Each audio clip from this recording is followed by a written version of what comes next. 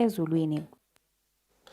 The Eswatini Epilepsy Organization with Taiwan Medical Mission, together with relevant stakeholders, is training health workers on how to deal with issues of mental health, especially for epileptic people. The acting director, Tambuza Njalinjali, says they are conducting trainings because they saw a gap on matters of mental health for the epileptic people.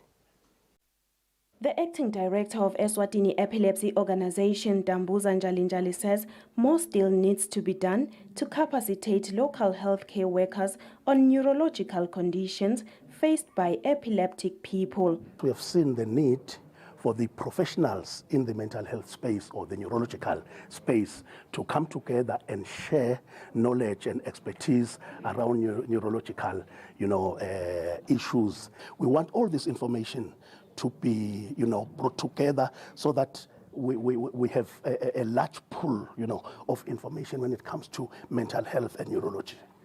Dr. Ye from Taiwan Medical Mission explains why they support the training. Epilepsy is the second most common neurological disorders worldwide, and also from a report from the WHO, there's statistics shows that epilepsy is the second most burden of the disease in the neurological disease, following by the stroke.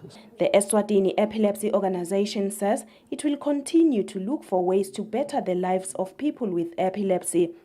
For Eswatini TV News, Nelson Ndangamandla with Themba Shabangu Mbabane.